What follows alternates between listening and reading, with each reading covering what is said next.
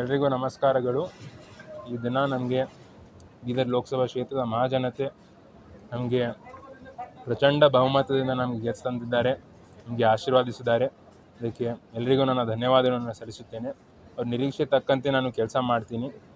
ಸಂದರ್ಭದಲ್ಲಿ ನಮ್ಮ AICC ಅಧ್ಯಕ್ಷರಾದ ಮಲ್ಲಿಕಾರ್ಜುನ್ ಖರ್ಗೆ ಸರ್ ಅವರಿಗೆ, ನಮ್ಮ ನಾಯಕರಾದ ಸೋನಿಯಾ ಗಾಂಧಿ ಮೇಡಮ್ ರವರಿಗೆ, ರಾಹುಲ್ ಗಾಂಧಿ ಸರ್ ಅವರಿಗೆ, ಹಾಗೂ ನಮ್ಮ ರಾಜ್ಯದ ಮುಖ್ಯಮಂತ್ರಿಗಳಾದ ಸಿದ್ದರಾಮಯ್ಯ ಸರ್ ಅವರಿಗೆ, ಹಾಗೂ ನಮ್ಮ KPCC ಅಧ್ಯಕ್ಷರಾದ ಹಾಗೂ ಉಪಮುಖ್ಯಮಂತ್ರಿಗಳಾದ DK ಶಿವಕುಮಾರ್ ಸರ್ ಅವರಿಗೆ, ಹಾಗೂ ನಮ್ಮ ಜಿಲ್ಲೆಯ ಎಲ್ಲ ಪಕ್ಷದ ಹಿರಿಯ ನಾಯಕರಿಗೆ, ಮುಖಂಡರಿಗೆ, ಎಲ್ಲ ನಮ್ಮ ಕಾರ್ಯಕರ್ತರಿಗೆ ನಾನು ನನ್ನ ಕೋಟಿ ಕೋಟಿ ಧನ್ಯವಾದಗಳನ್ನು ನಾನು ಸಲ್ಲಿಸುತ್ತೇನೆ. ಸರ್,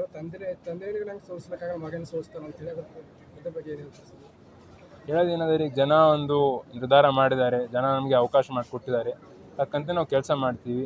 ಇದರಲ್ಲಿ ಜನನೇ ಫೈನಲ್ಲು, ಜನ ಏನು ಹೇಳ್ತಾರೆ ಅದೇ ನಾವು ಕೇಳಬೇಕಾಗತ್ತೆ. ನಮ್ಮ ಗೆಲುವಿಗೆ ನಮ್ಮ ಪಕ್ಷದ ವತಿಯಿಂದ ನಾವು ಏನು ಗ್ಯಾರಂಟಿಗಳು ನಾವು ಕೊಟ್ಟಿದ್ದೀವಿ ಹೋದ ವರ್ಷ, ಎಲ್ಲ 5 ಗ್ಯಾರಂಟಿಗಳು ಮನೆ ಮನೆಗೆ ಮುಟ್ತಾ ಇದ್ದಾವೆ. ಎಲ್ಲ ಕಡೆ ನಾವು ನುಡಿದಂತೆ ನಾವು ನಡೆದಿದ್ದೀವಿ. ನಮ್ಮ ಎಲ್ಲ ಪಕ್ಷದ ಮುಖಂಡರು ಒಗ್ಗಟ್ಟಾಗಿ, ನಮ್ಮ ಎಲ್ಲ ಪಕ್ಷದ ಕಾರ್ಯಕರ್ತರು ಒಗ್ಗಟ್ಟಾಗಿ ಬೂತ್ ಮಟ್ಟದಲ್ಲಿ ಅವ್ರು ಕೆಲಸ ಮಾಡಿದ್ದಾರೆ. ಎಲ್ಲ ಕಡೆ ನಾವು ಪಂಚಾಯತ್ ಮಟ್ಟದಲ್ಲಿ ನಾವು ವಿಸಿಟ್ ಮಾಡಿದಾಗ ಎಲ್ಲ ಕಡೆ ನಮಗೆ ಒಳ್ಳೆ ರೀತಿಯಲ್ಲಿ ರೆಸ್ಪಾನ್ಸ್ ನಮಗೆ ಸಿಕ್ಕಿತ್ತು. ಅದ್ರ ಜೊತೆ ನಾವು ಜನರಿಗೆ ನಾವು ಈಗಷ್ಟೇ ಎಲ್ಲ ಸತತವಾಗಿ ನಮ್ಮ ಪರಿವಾರ ಸಾಕಷ್ಟು ದಿನಗಳಿಂದ ನಾವು ಕೆಲಸ ಮಾಡ್ತಾ ಬಂದಿದ್ದೀವಿ ಭಾಲ್ಕಿಯಲ್ಲಿ. ಇದನ್ನೆಲ್ಲ ನೋಡಿ ಜನ ನಮ್ಮ ಮೇಲೆ ಒಂದು ನಂಬಿಕೆ, ಒಂದು ವಿಶ್ವಾಸ ಇಟ್ಟು ನಮಗೆ ಆಶೀರ್ವಾದ ಮಾಡಿದ್ದಾರೆ.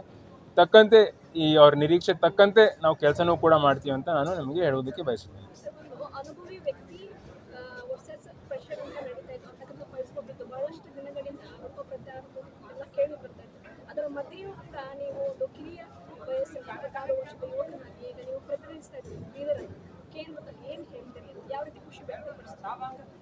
ತುಂಬ ಸಂತೋಷ ಆಗಿದೆ. ಇದ್ರ ಜೊತೆ ನಮ್ಮ ಜವಾಬ್ದಾರಿ ಕೂಡ ಹೆಚ್ಚಿಗೆ ಆಗಿದೆ. ತಕ್ಕಂತೆ ನಾವು ಜನರ ಪರವಾಗಿ ಕೆಲಸ ಮಾಡ್ತೀವಿ. ಎಲ್ಲೆಲ್ಲಿ ಅನ್ಯಾಯ ಆಗ್ತಿದೆ ನ್ಯಾಯ ಪರವಾಗಿ ನಾವು ನಿಂತ್ಕೊಳ್ತೀವಿ, ಬಡವರ ಪರವಾಗಿ ನಾವು ನಿಂತ್ಕೊಳ್ತೀವಿ. ಯಾರ್ದು ಕೈ ಬಿಡಲ್ಲ ಅಂತಂಬೋದು ನಾನು ನಿಮಗೆ ಸ್ಪಷ್ಟವಾಗಿ ಹೇಳೋದಕ್ಕೆ ಬಯಸುತ್ತೇನೆ.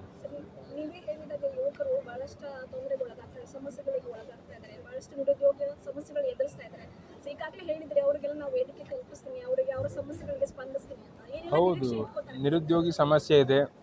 ಸುಮಾರು 10-15 ಯುವಕರು ದಿವಸ ಬಂದು ನನಗೆ ಭೇಟಿ ಮಾಡಿ, ಒಂದು ಡಿಗ್ರಿ ಆಗಿದೆ, BCom ಆಗಿದೆ, BSc ಆಗಿದೆ, ಒಂದು ಜಾಬ್ ಇಸ್ಕೊಡ್ರಿ, ಎಲ್ಲಾದರೂ ಒಂದು ಕಡೆ ನಮಗೆ ಜಾಬ್ ಹಚ್ಕೊಡ್ರಿ ಅಂತ ಕೇಳ್ತಾರೆ.